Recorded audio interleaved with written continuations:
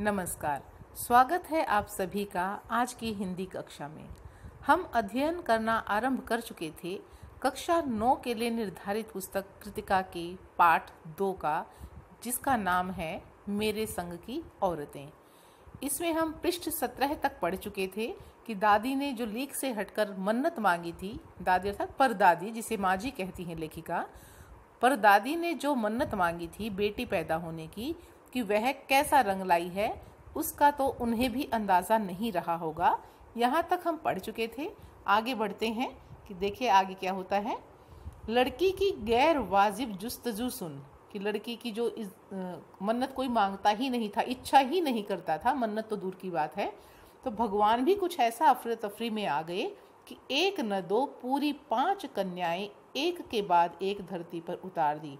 कि दादी ने जो इच्छा की थी परदादी ने कन्या के पैदा होने की, अब भगवान ने भी ऐसी सुनी कि एक नहीं लगातार 5 कन्याएं उनके घर में आई।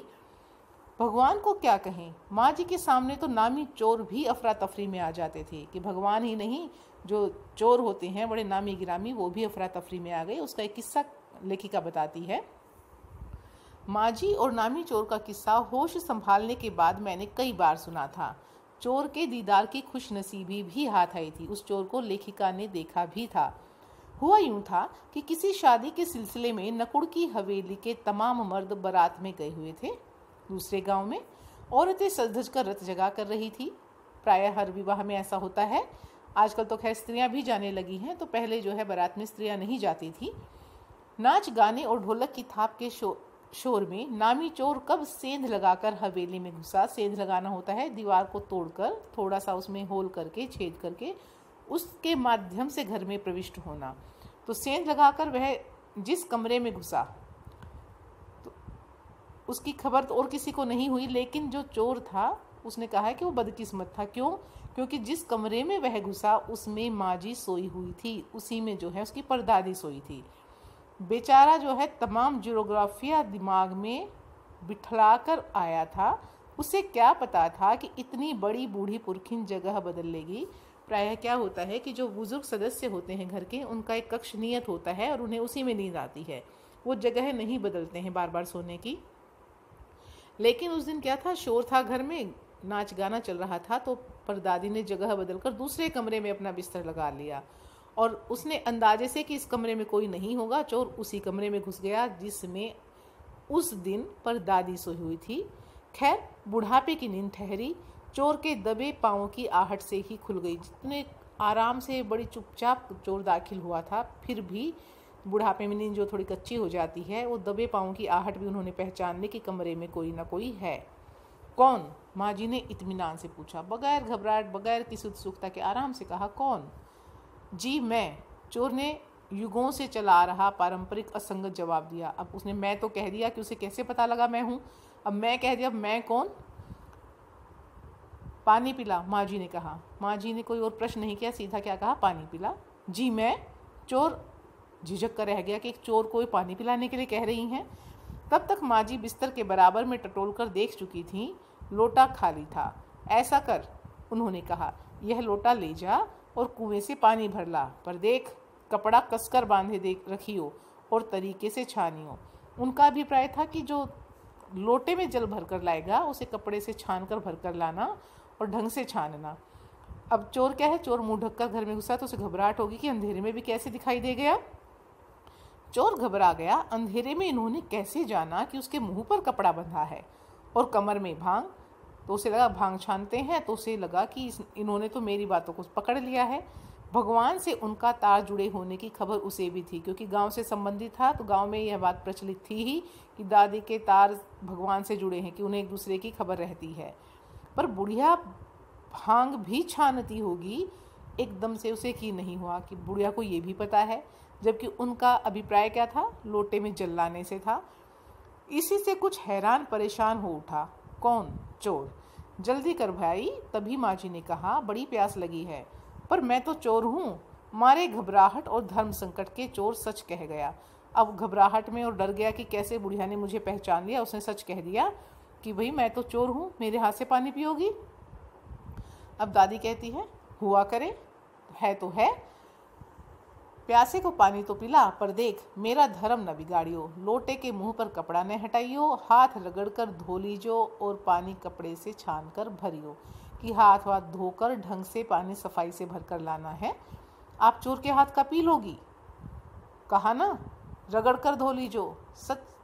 सब नाच गाने में लगे हैं। मेरे और भगवान के अलावा कौन धरा है जो पिलाएगा? कि भाई मैं हूँ, तुम हो या भगवान है, उसके अलावा कौन पानी पिलाएगा? अब भगवान तो आएंगे नहीं, अब तू ही है तो पानी पिला।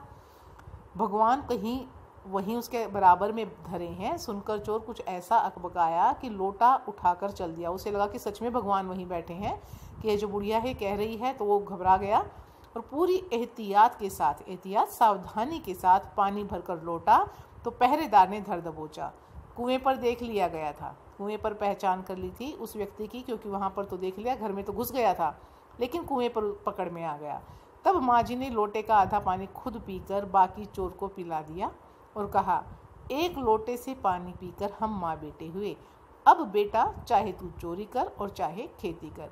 तो उन्होंने कितनी सहजता से एक चोर के मन को परिवर्तित कर दिया, उसी के ऊपर डाल दिया कि तूने कौन सा काम करना है, खेती बाड़ी करेगा या चोरी करेगा।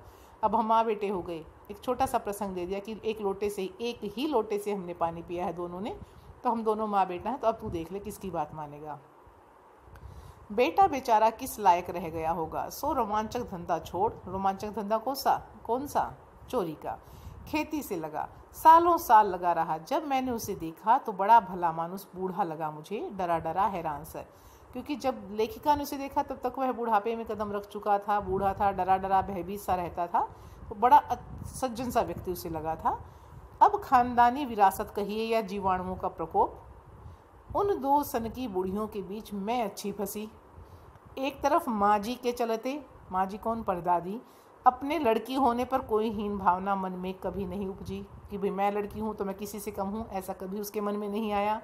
दूसरी तरफ नानी के चलते देश की आज़ादी को लेकर नाहक रोमानी हो रही, देश की आज़ादी के लिए उसके मन में भी जुनून था। तो इन दोनों का प्रभाव लेखिका पर बहुत था। 15 अगस्त 1947 को जब देश की आज़ादी मिली, या कहना चाहिए जब देश पाने का जश्न मनाया गया, तो दुनिया से मैं भी दुर्योग यानी कि भाग्य मेरा अच्छा नहीं था कि संयोगवश मैं उस समय बीमार थी। उन दिनों टाइफाइड खांसी जानलेवा बीमारी जो है मानी जाती थी, टाइफाइड जिसे कहते हैं, निमोनिया।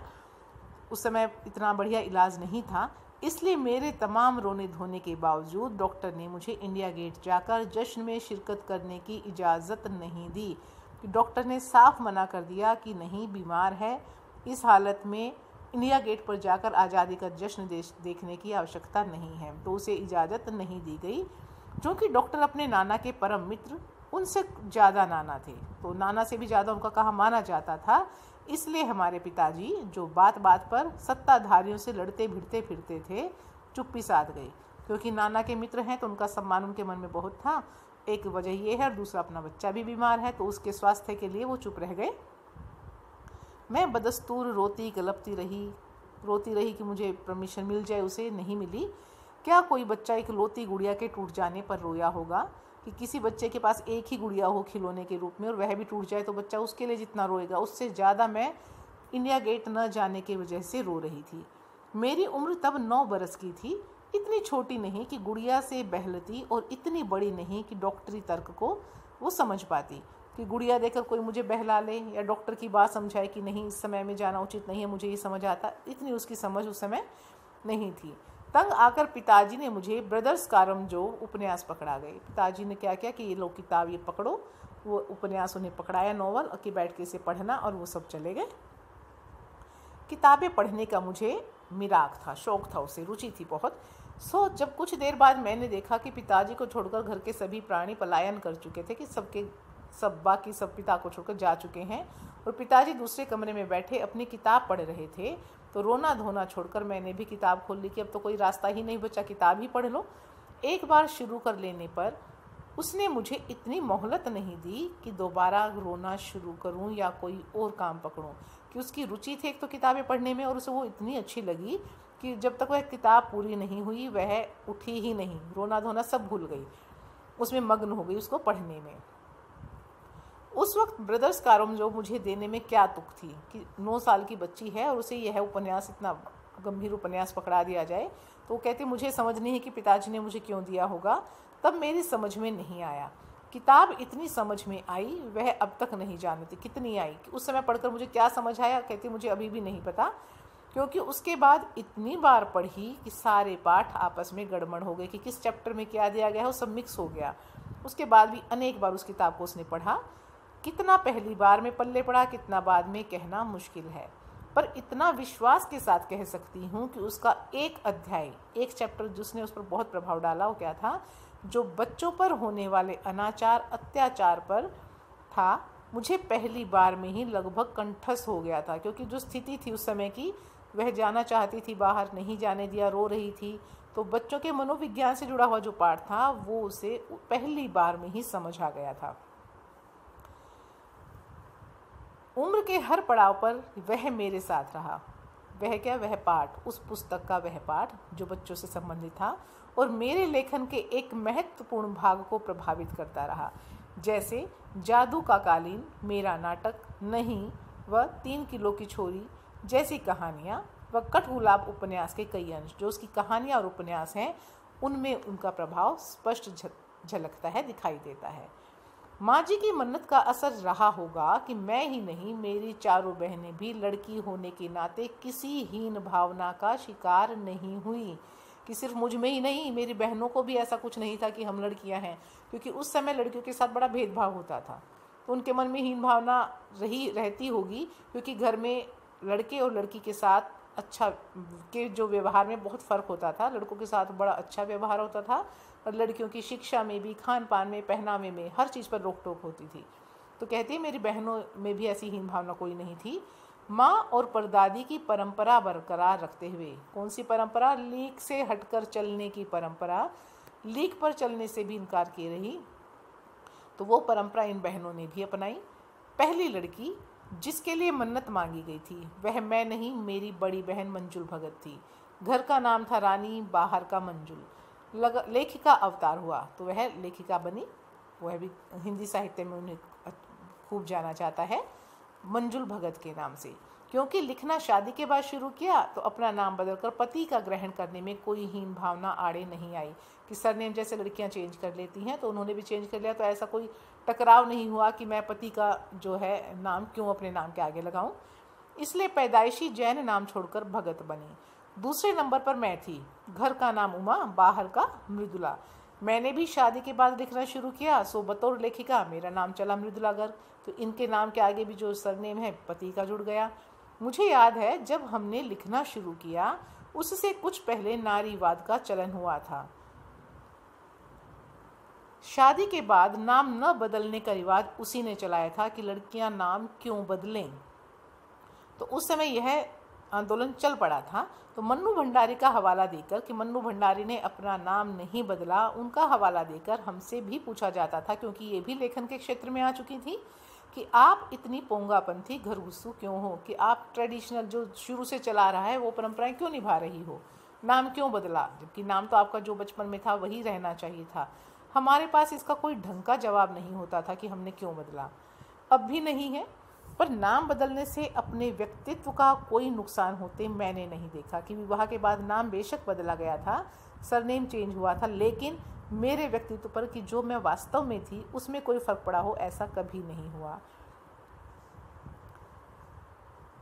पूछने को तो पिताजी से लोग यह भी पूछते थे कि 5 बेटियों से आपका मन नहीं भरा, जो हर बेटे के 2-2 नाम रख छोड़े हैं, कि घर का अलग, बाहर का अलग। मुझसे छोटी बहन का घर का नाम है गौरी और बाहर का चित्रा। वह नहीं लिखती।